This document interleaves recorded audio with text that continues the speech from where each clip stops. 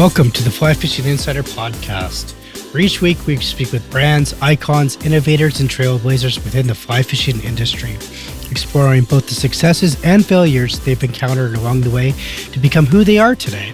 But first, if you have not yet subscribed to the podcast or joined our email list, please do so by going to the flyfisherinsiderpodcast.com, or you can also find us on Instagram at flyfisherinsiderpodcast. Now let's begin.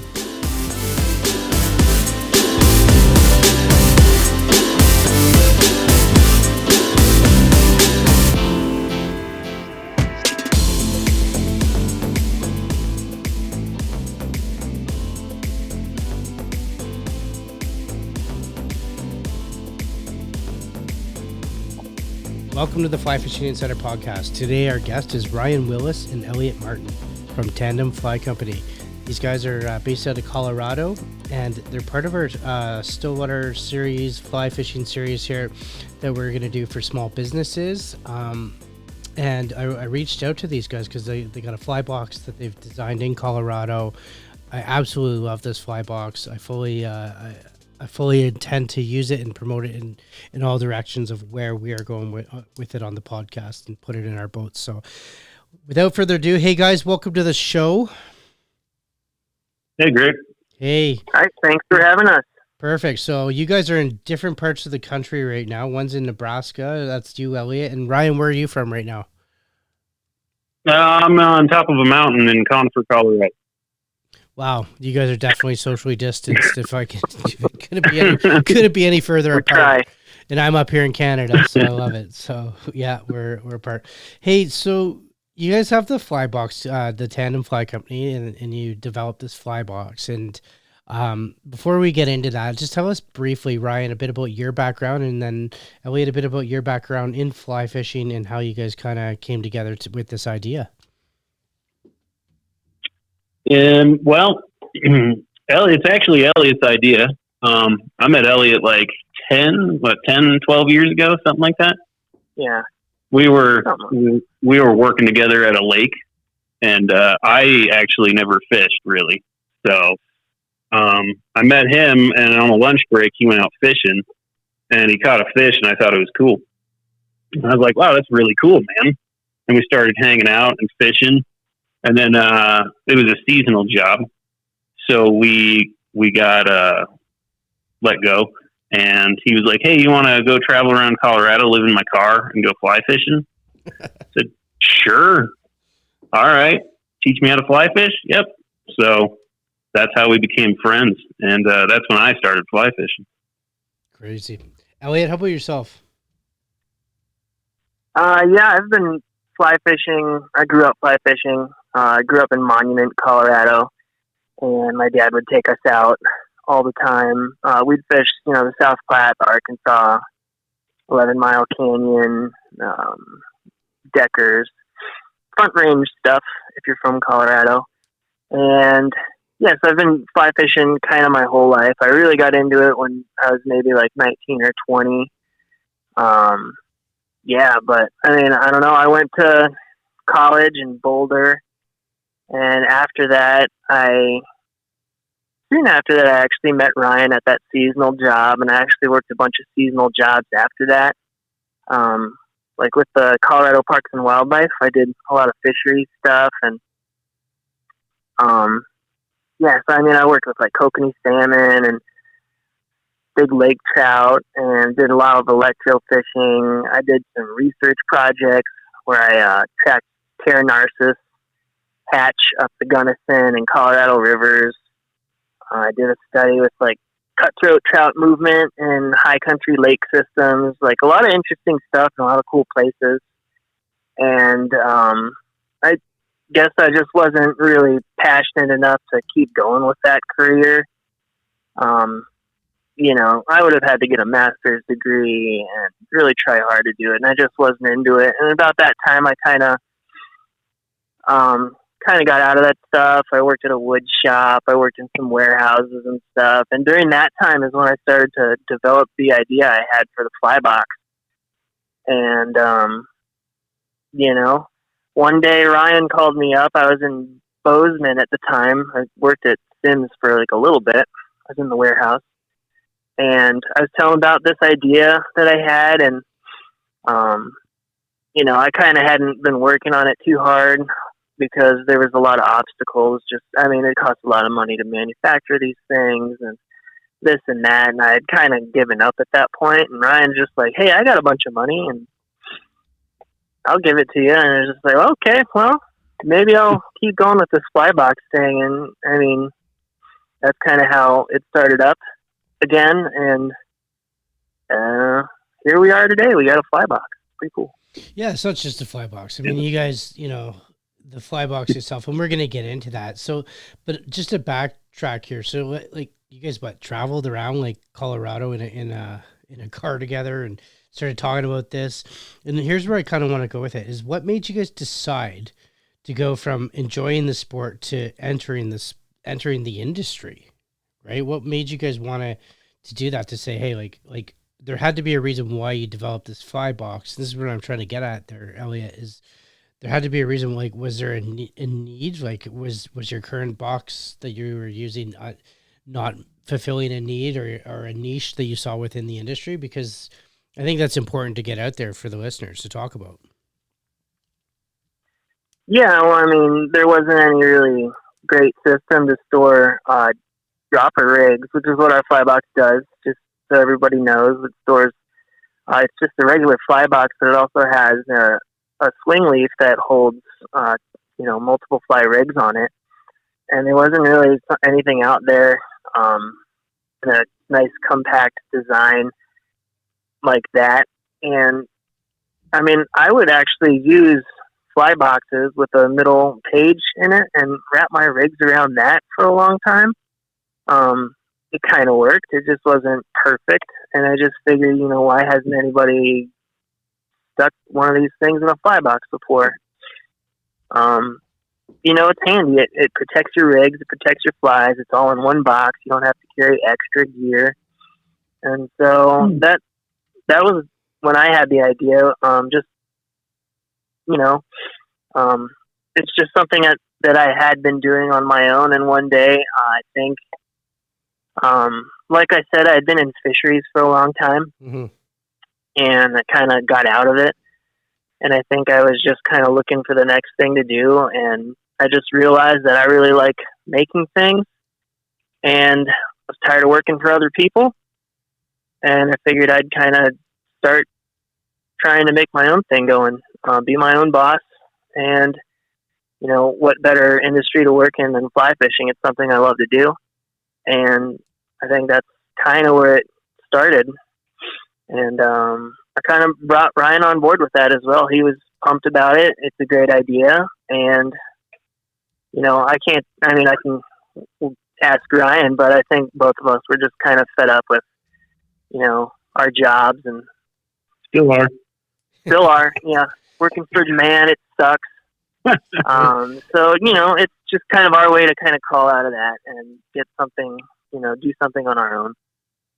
No, it's definitely cool. And I think so many people, myself as well, can relate to what you're doing. You're taking that chance. It's just entrepreneurship. So for sure. Right. I want to ask you, obviously you believed in the box enough to go to the bank machine and pull out some money and give it to Elliot to invest in this box with you guys. So here's where I want to go with this. Where do you see the company, Ryan, headed? Like, you got the one box and you got other products and prototypes currently in development, but where do you see this company headed? Right now, we're just trying to both quit our jobs. We both work full-time doing things that we're not huge fans of. So if the company leads to us quitting our jobs and, promoting boxes and going fishing, that's what I'm happy with. That's what I want out of the gig. We're not looking to get super rich or anything like that. We just want to go fishing and enjoy what we do a little bit more. Yeah. I think for sure just quitting our jobs would be absolutely fantastic. I don't know how soon that's going to happen. Yeah, but that's the main focus right now. It's funny. I think though that in the future, what I'd want out of it is to have just a sustainable company.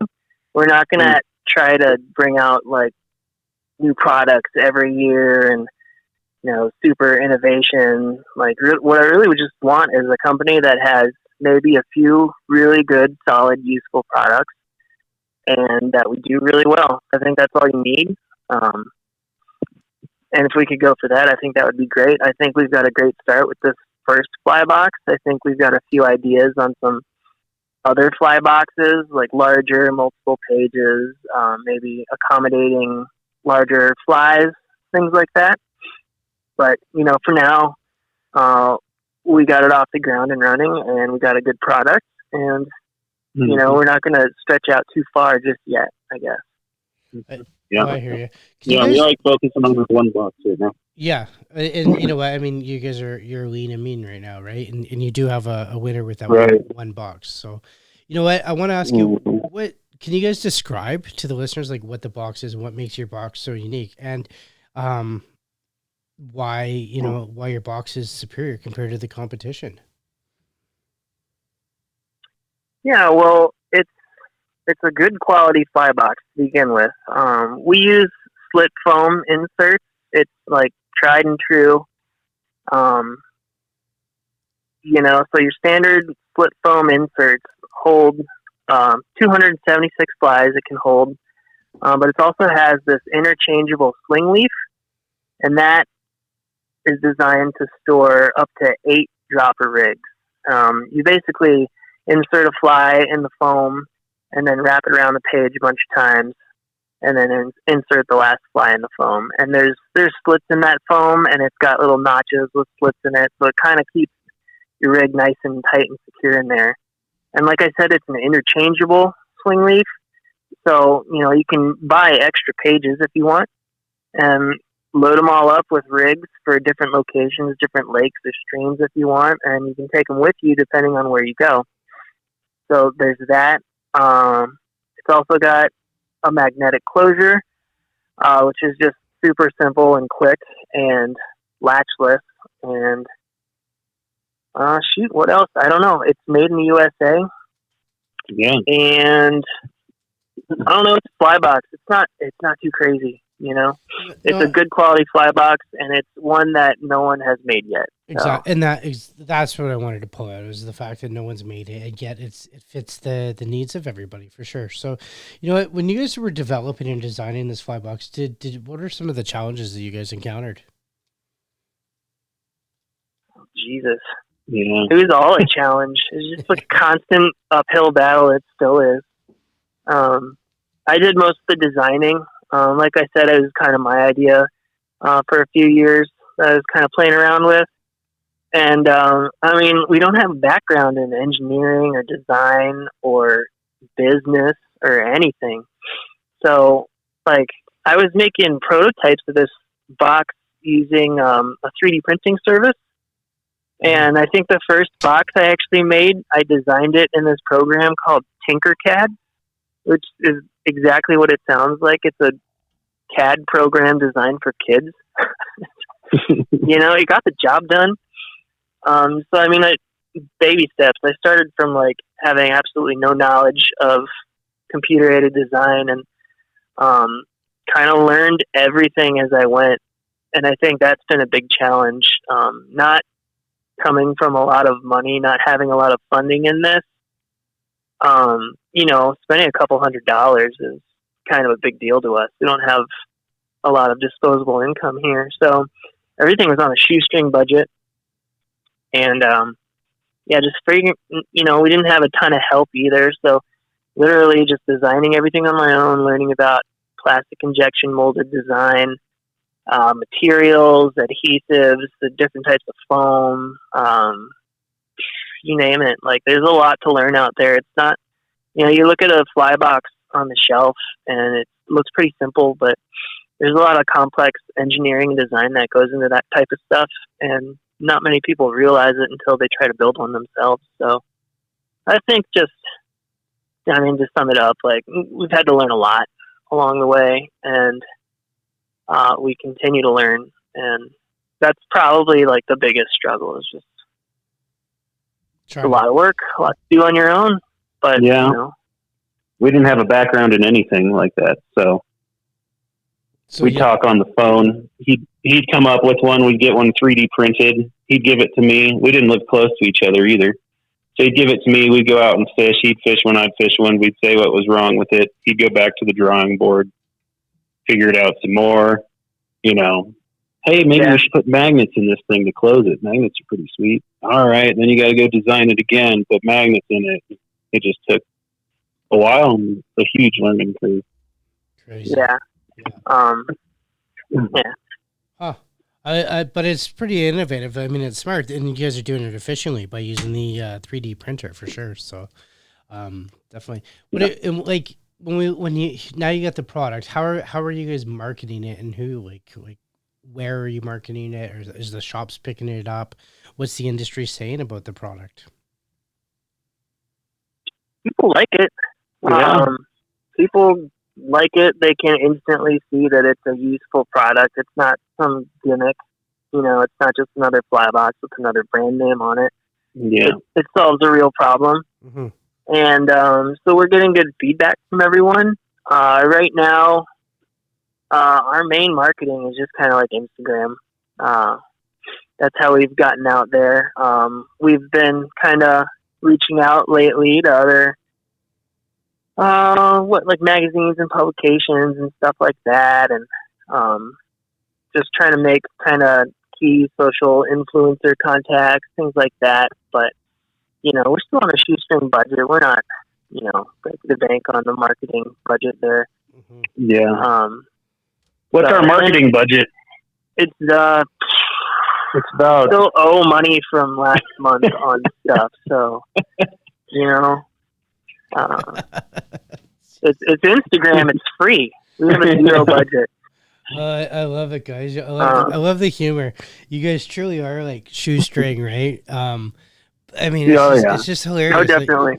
Like it's just I gotta chime in here because it's just hilarious because like you got such a good product, yet and you're just starting. You're in that early stages. I'm hoping I can do an interview with you 5 years from now. Where it's like, yeah, it took off. Someone bought us out. Like, it's just hilarious, right? Just listening. That'd be great. I mean, that's where it's headed. I mean, I definitely see it headed there with a few more tweaks and development once it catches on. So I know you mentioned you're placing it with influencers and stuff. Ryan, how's that working out for the brand? It's all right. It's going good. You know, it hasn't been too bad. I can't believe how far it's gone already for our little advertising budget. I mean, we have boxes in Japan, in Canada, in England. You know, people around the world have seen it. So it's impressive just with that little bit of social media, where it can go and what it's done. And I mean, we're doing pretty good so far for what we are. For two guys in a garage.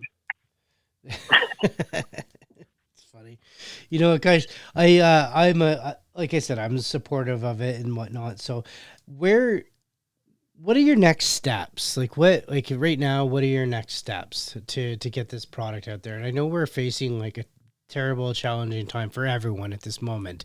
But what are your next steps, and how can we help to get this out there so that people are aware of the great work that you're doing? Well, shoot, we were on a roll until the coronavirus hit. You know, we were getting into more and more shops. People were discovering us, really liking the product, and then all of a sudden everything shut down, you know? So, I mean, at this point in time, like, I think we're just concentrating a lot on the manufacturing side of things, kind of making improvements and trying to cut the assembly time down a little bit, because we are making all these boxes. It's a lot of work. So making improvements on the production side of things is what we're really focused on. And we're going to do a little bit of, you know, advertising and marketing where we can. But, you know, right now, we're not going to be calling up shops and saying, like, hey, we got this sweet product, you should carry it. You know, they're not in a situation where they should be buying stuff from us. Everybody's just trying to survive right now, you know. But if you do want a box, you know, we got a website. We're shipping stuff still. And, yeah, hopefully once everything clears up, we'll be making a real push. But for now, we're just kind of like hunkered down, just like everyone else, and kind of just slowly getting by, I guess. I want to ask you guys, like, this is just us talking now. What do you guys think the outlook for the industry is going to be? Like, AFTA's now, like the IFTD is now canceled. Like everything's kind of shut down. Guides, businesses, all that sort of stuff are lost negative revenue here. So, what do you guys think is going to happen? Like, let's just kind of talk about that, because I mean this is devastating to our industry, and our industry is a big family, and when one person hurts, we all hurt. So what are your thoughts on what's going to happen? What are your thoughts, guys? I think it's going to be rough coming back. I think we can all do our best part to get out there, go to fly shops when they're open, hire a guide when they get back on the water. We need to go out there and support them however we can, is just go out there and try and give them a little bit of whatever you can, go buy a fly box from the fly shop, go buy some flies, anything when they come back, because it's going to be hurting. We're all hurting. Yeah, I couldn't agree more. Yeah. There's no telling what's going to happen with the industry or how long this is going to last. That's kind of the big unknown right now.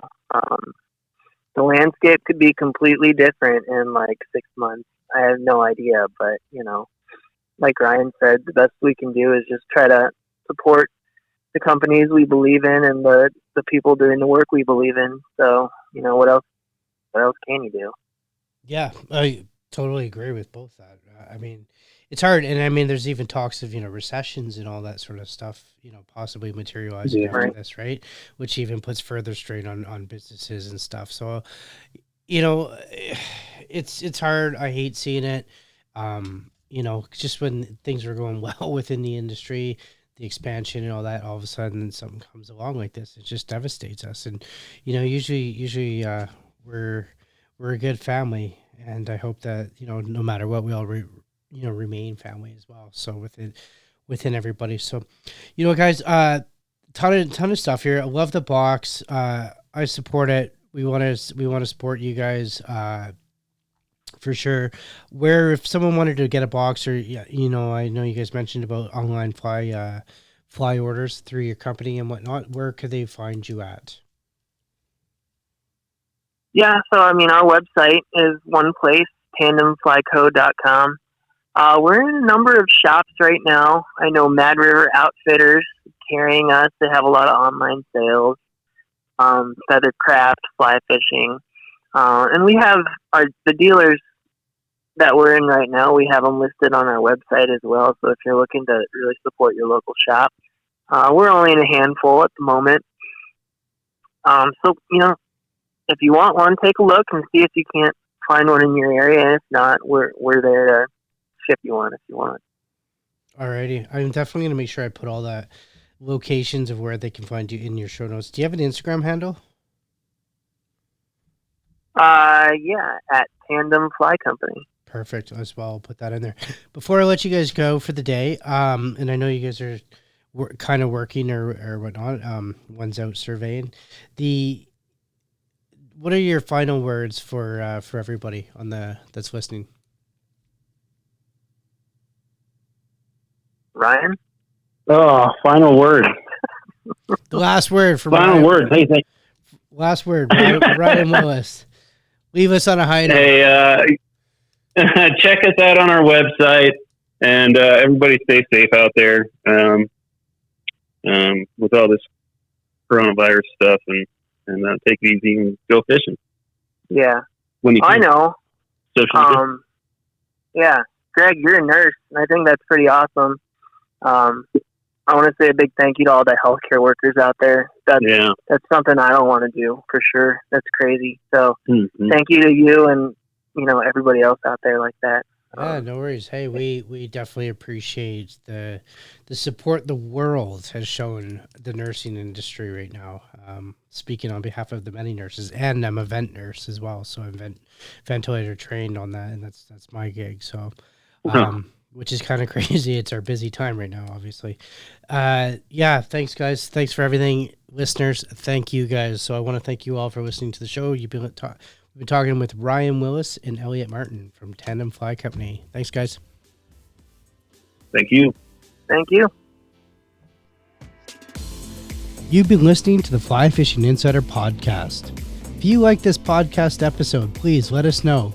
Leave a review and subscribe to the show on your favorite podcast listening platform.